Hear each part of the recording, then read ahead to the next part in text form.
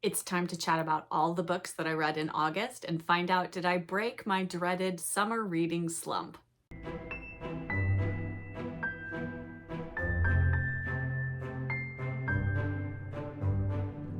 Hello, book friends. I'm Jen, and welcome to my reading life, and welcome to my August wrap up.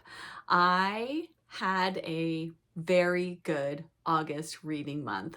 So right off the bat, I am going to say that I have broken my summer and particularly my August reading slump, which has been a problem for me for the past few years. I actually went back into Goodreads and looked at how many books I read last August, and actually it wasn't too bad. It was a fairly average reading month for me last August. I think things started to pick up towards the end of the month, and that is what broke me out of my summer reading slump.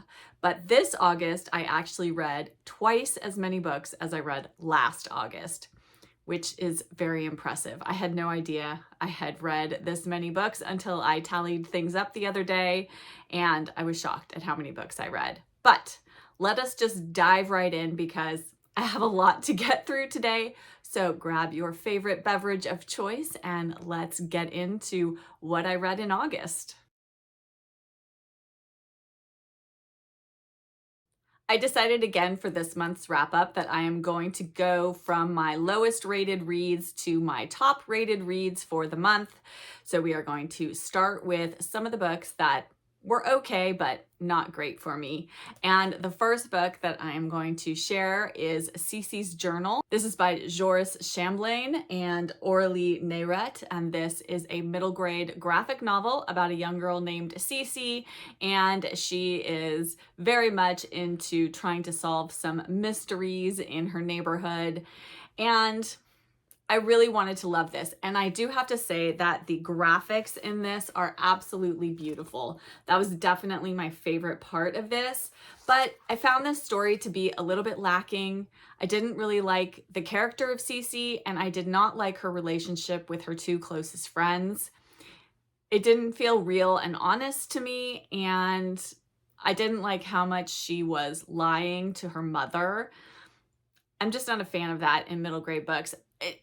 In some respects, it will work when children lie to adults or skate around the truth a little bit. But in this one, Cece repeatedly lies over and over again. And I really didn't like that. So this was okay, but I don't recommend it. And I'm probably going to be donating it to a little free library. The next book was another middle grade read that I was asked to buddy read with the lovely Kate Howe and a couple of other lovely friends of ours, and that book was The Peterkin Papers by Lucretia P. Hale. And I found this very well-loved edition of this book, and this is about the Peterkin family, and they are very, very silly. They have difficulty making any kinds of decisions in their lives. And they're a fairly large family, the mother and father, and I believe there's, I want to say 4 children, maybe 5. I can't remember now. It's been a few weeks since I finished this. And each of the chapters in this really reads like a little vignette. And that is because the stories were actually serialized. I'm not sure if it was in a newspaper or a magazine. And I definitely feel like this is a book where you just need to dip in and out of it and put some space between each of the chapters. This isn't like a novel that you should read from cover to cover. I found the stories got to be a little repetitive, with the Peterkins kind of being silly in the same ways over and over again. But I did enjoy some of the vignettes, particularly the Christmas story and the story about the moving house. Those were probably my 2 favorites. But again, if you're going to pick this one up, it's very funny and silly. And if you want to just have something, say, on your bedside table to dip in and out of, this book would fit that bill. And then the next book that I read was one that has been on my TBR for such a long time. It's an author that I really love, and that is The Greengage Summer by Rumer Godden. And I had this on my TBR 24 and 24 this year because I really wanted to finally read this, and I did. This is a coming of age story about the Gray family, and they are traveling from England to France. Their mother is taking her 4 children, to go see some of the famous battlefields from World War II. I believe this is set in the 60s or 70s, I can't remember exactly. And we follow the Gray family, as I said, and on the way to France, the mother was bitten by an insect on her leg, and then she develops sepsis, and she's very ill by the time they arrive in France, and she is sent to hospital, and the children are left to their own devices at the hotel that they were booked into, Les Ouellettes. And it is run by a woman who is having a relationship with an Englishman. And this Englishman decides that he will sort of act as guardian for the children.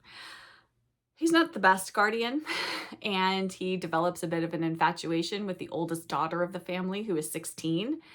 And this book had a much darker overtone than I was expecting. I really was expecting a very light and frothy coming of age story set in the summertime in France, and that isn't really what you get here. And there were some surprise twists and turns. I will say that Rumer Godden's writing is fantastic, and she definitely plays out the novel with a very sort of low-lying, ominous overtone. But I didn't love this as much as I was expecting to love it, so it was a bit of a disappointment for me, but I'm still a huge Rumer Godden fan, and you know, I recommend other books of hers, and I'll definitely be reading lots more by her, even if this one wasn't a complete winner for me. Not terrible, but just not what I expected. And then the next book is Dead Men Don't Ski by Patricia Moyes. This is a mystery, the first mystery in the Henry Tibbetts mystery series. And my mom actually recommended this one to me, and I decided to pick it up in August because it was so hot and I felt like going somewhere snowy, and that is what I did. And in this, Henry and his wife are on sort of a vacation, sort of a working holiday, where Henry's been asked to kind of look into, they believe there's some like drug smuggling going on in this hotel that he and his wife are going to stay at, which is in the Italian Alps. And so they go there on their skiing holiday. And then, of course, there is a murder, and Henry gets involved in the murder investigation because many of the people staying at the hotel are English, and the Italian police don't speak English that well, so he's asked to sit in on a number of the interviews. This was an enjoyable mystery and a good start to a series, and I will definitely be reading more. I will say parts of it were a little bit slow going in the middle, but overall, I really enjoyed the characters of both Henry and his wife, Emmy, and they really made this book for me, as did their relationship, and I am looking forward to moving on with this one. So if you're looking for a mystery that's kind of, I mean, it almost had a bit of like a spy thriller kind of feel to it, just with them being on holiday and, you know, having this host of characters from all different walks of life. So I really enjoyed that aspect of it, and I will certainly be moving on in the series.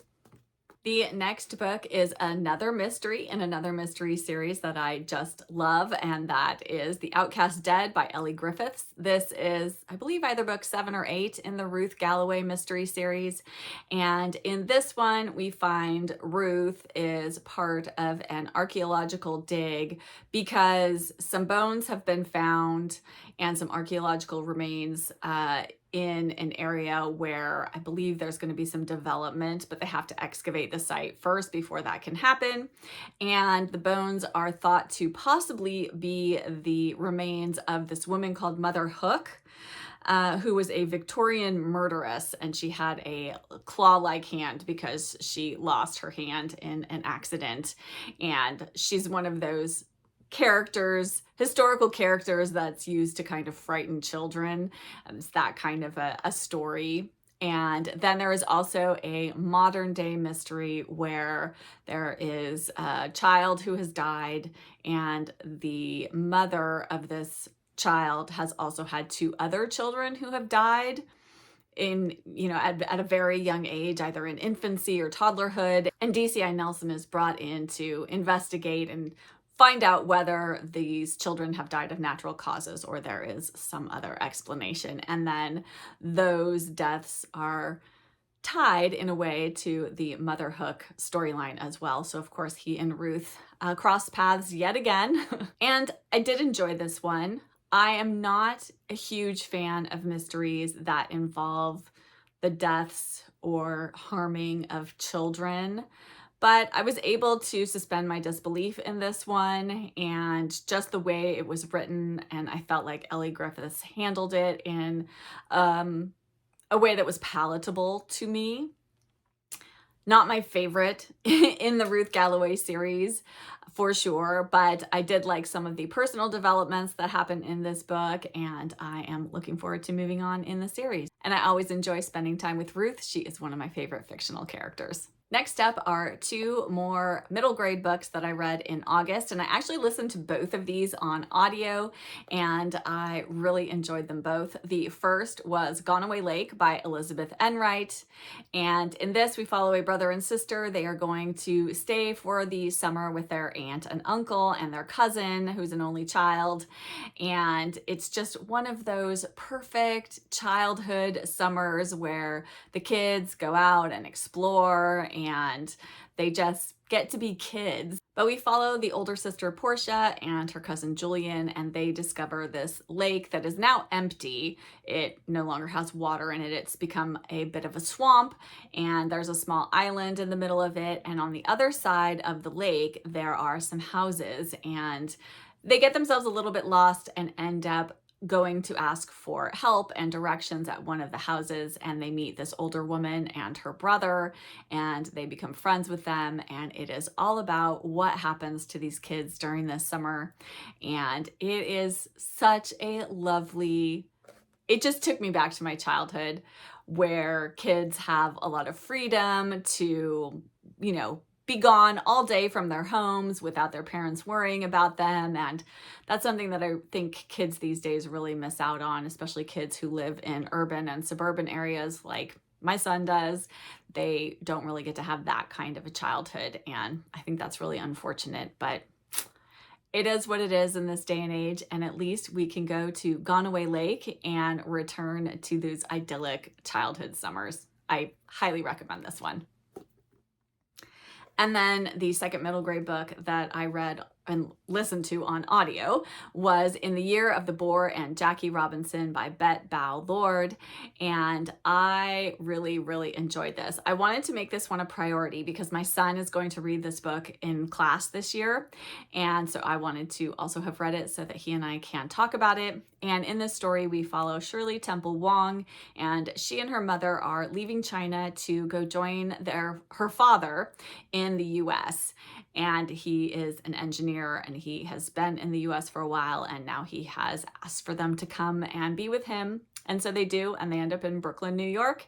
And this is right at the height of Jackie Robinson's rookie career. And of course, Shirley Temple Wong has difficulty assimilating. She doesn't speak any English when she arrives in the US, and she gets basically dropped into the deep end. She's sent to a public school, and she has to find her way with both a new language and a new culture and an entirely new environment. And we just follow Shirley and how she adapts to this and how Jackie Robinson helps her do that. And this was just such a lovely, lovely story about fitting in and finding your place, and just, I think kids who feel like they don't quite fit in, this is a wonderful book for them to read. And also for kids who do fit in, to understand that not everybody is like them, and that's okay. Fantastic book. Then next, I, of course, am still doing my read-through of the Lord Peter Wimsey Mysteries by Dorothy L. Sayers, and this month was Murder Must Advertise.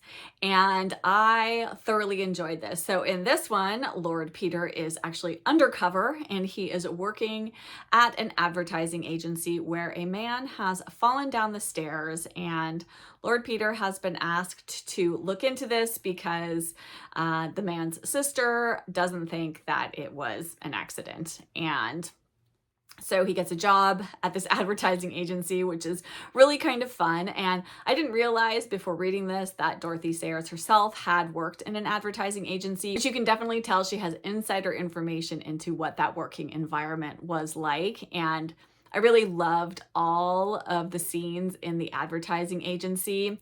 It had a very like 1940s, His Girl Friday kind of movie vibe to it. And someone actually just shared with me that there is a little BBC mini-series of Murder Must Advertise, and I am definitely gonna see if I can stream that because it looks like it will be great fun and I would really love to watch that.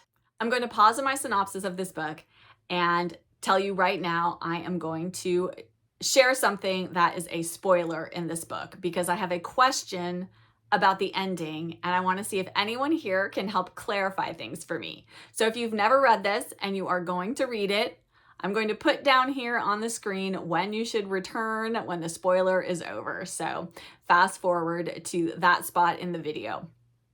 So hopefully you've left if you don't want to hear anything else. One of the storylines in this is that there are drugs being run through the advertising agency, and the police think that there is and Lord Peter think that there is somebody very high up in the drug ring organization, who is running the show at the advertising agency. Then at the end of the book, there's no big reveal about some big baddie who's in charge of things at the advertising agency. There is someone at the agency who did murder the man who fell down the stairs, but he's sort of a middle man. He isn't involved in the higher ups. And I feel like that little piece was left dangling, or I completely missed it. If anyone has read this and can remember the ending of this, I thought it was one of the women at the advertising agency personally. That's what I thought. But clearly I was wrong. Or I completely missed the boat on that. But nobody gets arrested. Yes, it was, I felt a little bit let down by that. That's it for the spoilers for this book. I really enjoyed my reading of this mystery. It's definitely going to go down as one of my favorites in the series. And the ending was a bit confusing for me, one aspect of it, but other than that, I thoroughly enjoyed this and I definitely recommend it. But I do think it really does behoove you to read the Lord Peter series in order. As I am learning now, it really does build upon itself, and I think that is really the best way to read it. So this is definitely a mystery series that I think you should start at the beginning and work your way through to the end. And then the next book that I read was a classic for my Gilded Age buddy group reads that I am a part of, and we read The Europeans by Henry James. The Europeans is the story of some cousins, and two of those cousins have just come to America from Europe, where they were born and raised, and they have come to meet their American cousins, the Wentworths. And the Wentworths live outside of Boston, and so the two cousins from Europe, Eugenia and Felix, this brother and sister come over, and you're not exactly sure what their motivations are, why they are there, why they want to meet their American cousins finally. And then that is slowly revealed and unraveled as you go through this book. This is a very slim novella, and if you've never read Henry James before, I actually think this isn't a bad place to start. I think this might be one of his very first books that he wrote, and I think it's a really good introduction to him, to his writing style, and to the way he looks at both American society and the differences between European society. And it really makes you think about what he's trying to say and the kinds of criticisms and critiques he is making about those societies. And I thoroughly enjoyed my reading of this. It was much, much more readable than I thought it was going to be. I don't know why, but I've always thought of Henry James as being a bit unreadable, even though I've read two of his other books. I have read The Turn of the Screw and I've read Daisy Miller, both of which I liked and enjoyed. And I'm not sure why I have been so fearful of him, but I am not anymore. And I definitely enjoyed The Europeans and would recommend it. All of the books that I have discussed so far, I would say, were on the lower to middle end of my ratings for the month. Most of them I enjoyed, other than the first couple of books I talked about. But the rest of the books I am going to talk about that I read this month, I absolutely loved. And it's very hard to rank them all, but I do have what I think are my top 3 reads of the month, and those will be the last 3 books I talk about. But I just want to say up front that I really loved all of these. And the first one that I want to mention is Anne of the Island by L.M. Montgomery. First off, I have to say that I started this book months and months and months ago, and then just kind of got distracted from reading it by having so many other books I wanted to read. And it wasn't because I wasn't enjoying it. I really, really was. And I actually think this is my favorite of the Anne books so far, maybe even more than Anne of Green Gables, though I think that is a wonderful book and one you absolutely need to read before you read any of the others.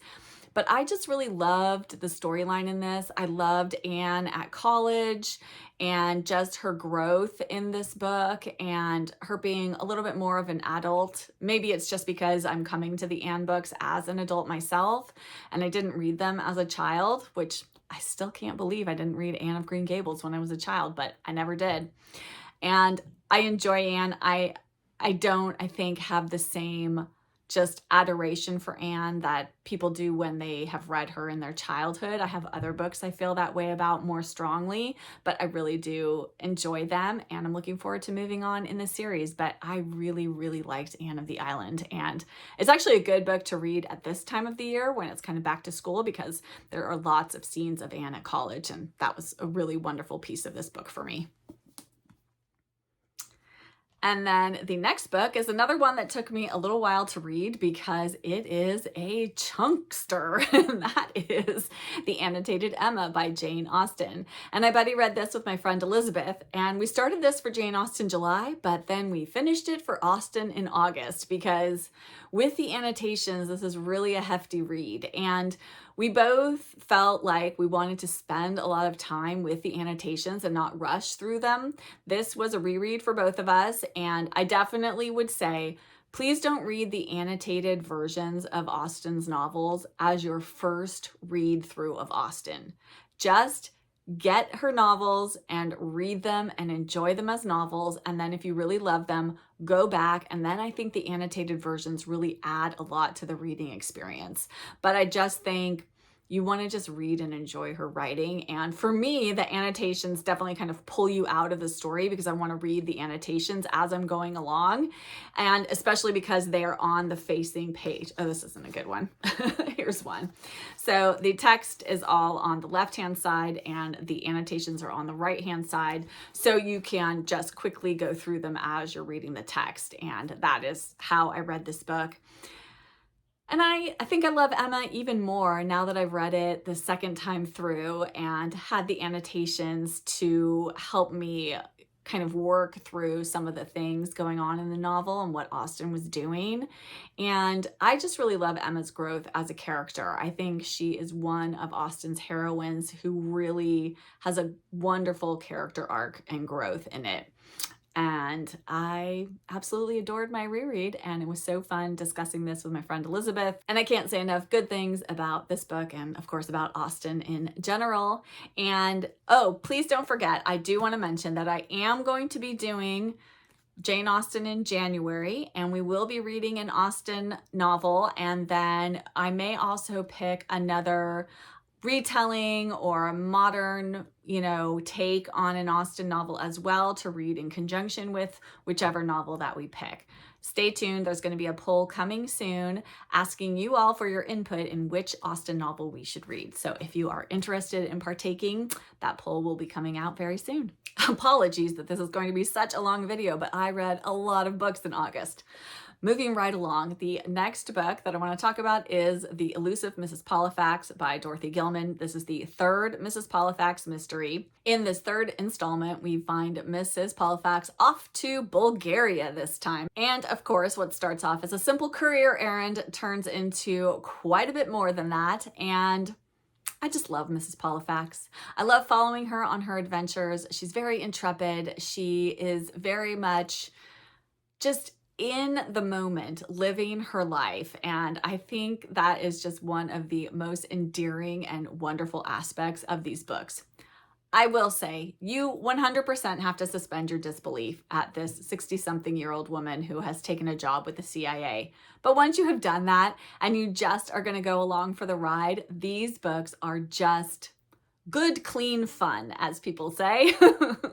I highly recommend them, and I'm going to enjoy reading my way through the Mrs. Polifax series, and I'm going to be so sad when it's over, but can't wait to move on to book 4. Loved this one.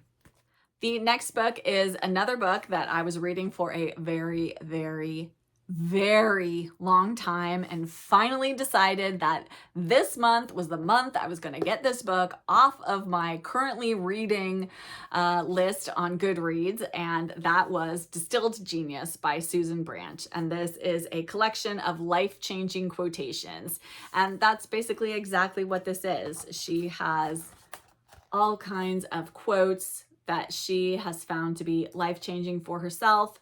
And she has, of course, written this book in her lovely handwriting with all of her beautiful artwork.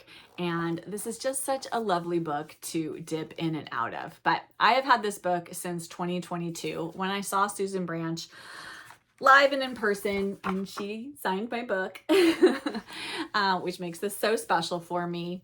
But I finally decided, you know what, I just want to finish reading through all the quotations. I am planning to go back. I would love to reread through this and write out some of the quotations myself to have in my own personal collection of quotes. I love to collect quotes as well, and yes, I just found so many in here that were inspiring to me. And Susan has a lot of her own personal quotes that she has said and written down and shared in this book as well. And they're a lovely addition. But this is a beautiful book. And if you love Susan Branch, absolutely get your hands on this. We are down to the final 3 books that I'm going to talk about today that I read during the month of August.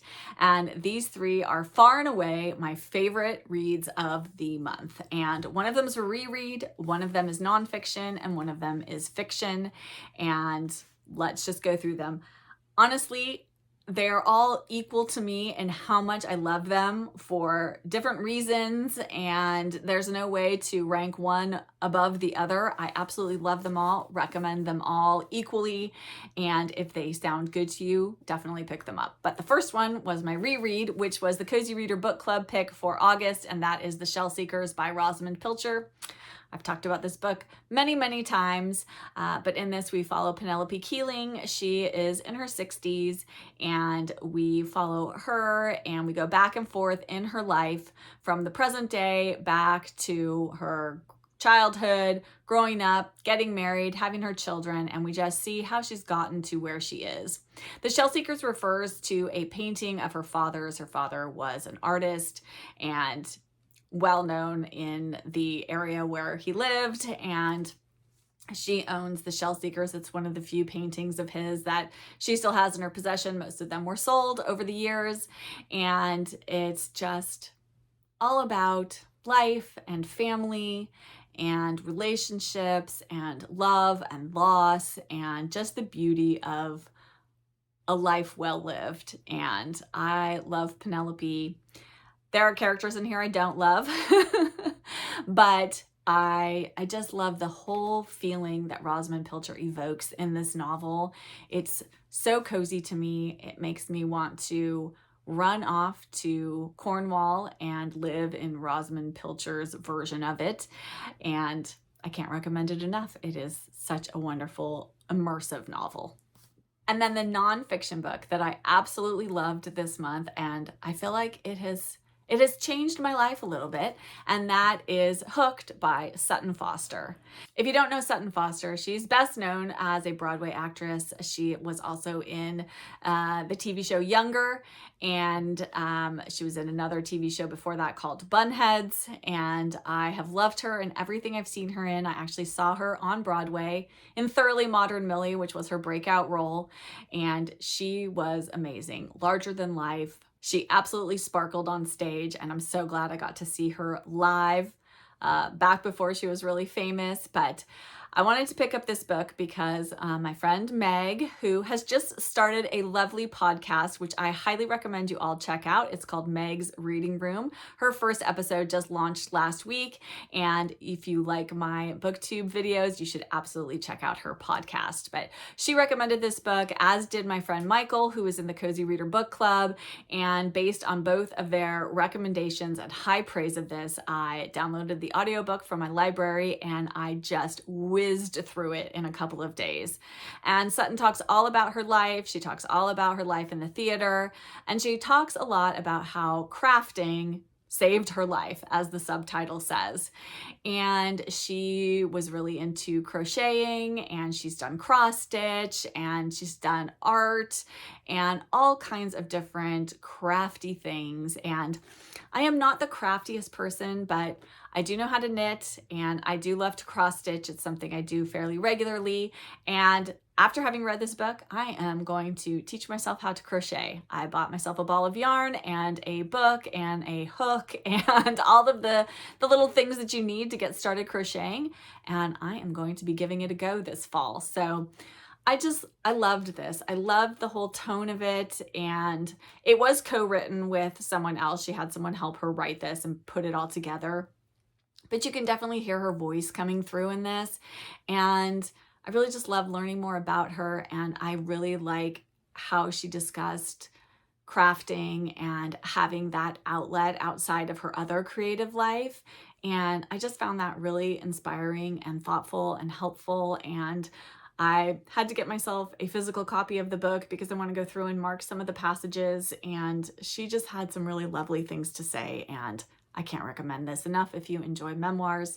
Again, this is that type of memoir where somebody talks about something. I mean, she does talk about her entire life, but she really does get into the specifics of crafting as well as her life in the performing arts. And I just loved it. Loved it. I'm a huge fan of Sutton Foster. And then the very last book, again, this is another recommendation from Meg, who I was just talking about, who has a new podcast. She is clearly my kindred spirit this month for reading. And this book, I had heard about this book, and then I didn't make the connection as to who the author of this book was. And the book is Sipw Worth by Simon Van Buie. Now, I read one of Simon Van Buie's short story collections years and years ago and absolutely loved it. I have another of his short story collections, Love Begins in Winter, sitting on my TBR shelf to be read, and I'm going to get to it this winter. And I did not realize when I started seeing this book around BookTube and Bookstagram that he was the author of this book. In this novel, we follow Helen Cartwright, and she lives in England, but she has come back there from Australia, where she has spent most of her life. She lived there with her husband and her son, and she lives a very small life. She doesn't have any people in her life, and she basically eats, watches TV, and that's pretty much it. That is what her life revolves around. And then a mouse comes into her life. That's him right there. And things start to change. And yes, there has been a resurgence of books written about older protagonists, the octogenarian novel. I don't know if that's what it's called. That's what I'm going to call it. And I've read a number of those. I think A Man Called Ove is probably the most well-known of those and sort of started this trend. But this was such a lovely, lovely book about found family, about finding your place in the world, about starting over, about what love really can do for your life, what caring for someone or something can do to enrich your life. And I loved everything this book had to say. I want to reread it again now that I'm talking about it. I listened to this on audio, but then again, I had to get the physical copy of this book because it has gone into my heart, and it has wended itself in there in a little place, and it's never going to leave. And I absolutely adored it. I cannot recommend this book enough. If this sounds like a story you're interested in, I highly, highly recommend it. I promise you, you'll be satisfied with the ending of this. Have no fear. There There might be a few trigger warnings, and if you're worried about anything, please reach out to me. But I think for the most part, this is just a absolutely wonderful and uplifting story. I loved it. I'm gonna hug it because I loved it so much. That's it, you guys. Those are all the books I read in August. I read 16 books in August, which is crazy. I did listen to quite a few audiobooks, so that is one way that I got through quite a number of books this month. I am trying to get back into my morning walking routine, and having an audiobook that I want to get back to is really helping me do that. That was definitely helpful in getting through so many books this month, this year, not this year, this month. And I would love to hear from you in the comments. Have you read any of these books, or have you now heard about a book that you want to read? And tell me a little bit about what you read in August. Did you read something absolutely wonderful? Is there something I should add to my own personal TBR that you really loved and think I would love too? I'd love to chat all things bookish with you in the comments. And I just want to say thank you so much for being here. Thank you for watching my videos, for commenting, for liking, for subscribing, for all that good stuff. And I'll be back with another video very soon. Bye.